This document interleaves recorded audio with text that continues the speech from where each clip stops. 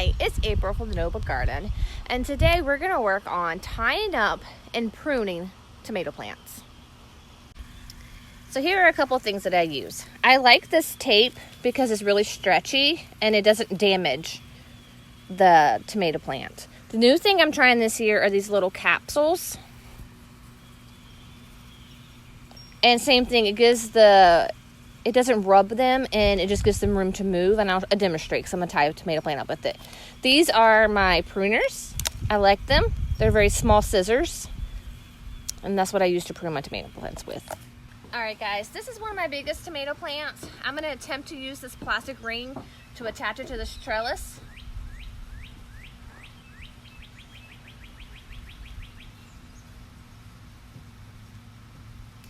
That worked out great. All right, let me bring you guys closer so you can see how that worked out.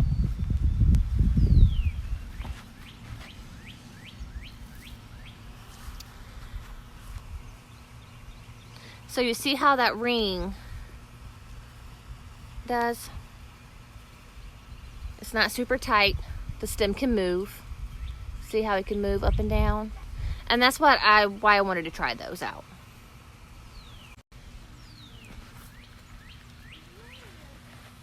Now that this tomato plant has been tied up, I want to work on pruning it a little bit. You want to get these bottom leaves off because anything that's touching the soil is what's going to get sick.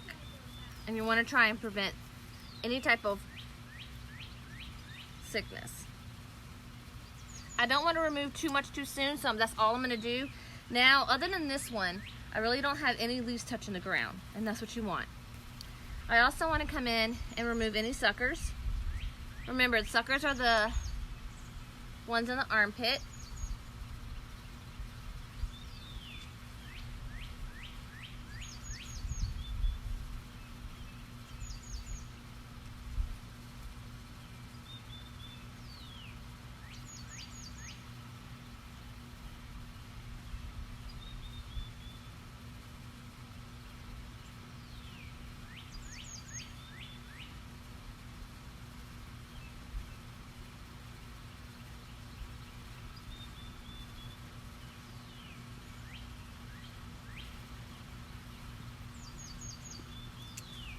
Suckers can get away from you, end up this big.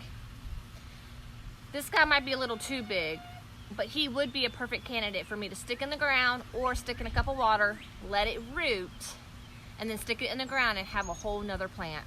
My husband and I had decided not to do that this year because we have a lot of tomato plants, to the point where I don't even know where I'm going to plant them all. I'm still debating on that. So here you go. This is how you prune a tomato plant and support it.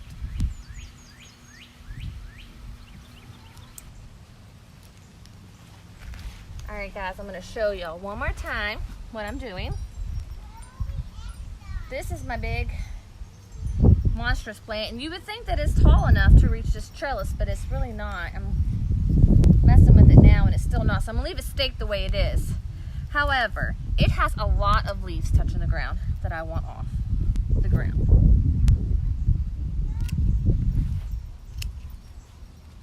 You don't want to remove too many leaves at once, so I removed two of the most bottom ones, and then next week I'll come in as it grows taller and I'll take off some more. However, this one, I'm going to bring you guys closer.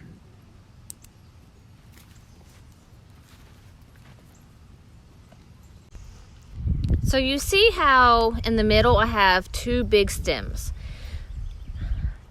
I miss a sucker. So at some point the sucker grew into a big plant. I could choose one and remove it, or I can leave it. This is my only early girl plant, so I'm going to allow it to stay because I wouldn't mind a few more early girls.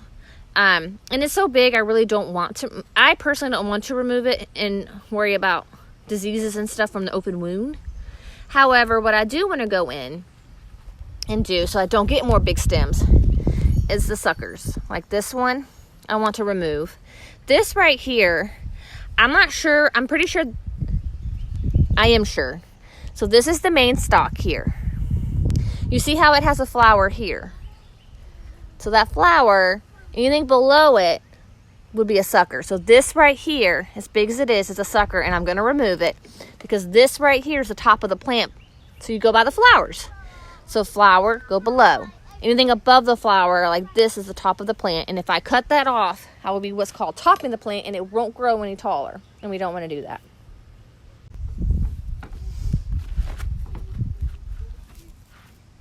So like I said, that big sucker, I'm going to remove it. There you go. Big sucker. That's a huge sucker.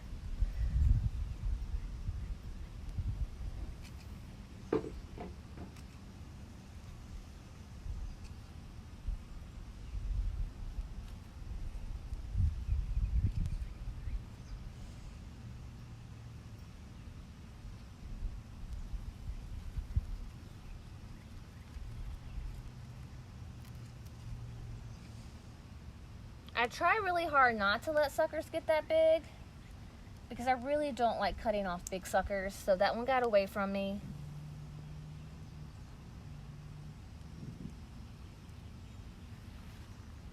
But I also don't want another growing sucker, big sucker.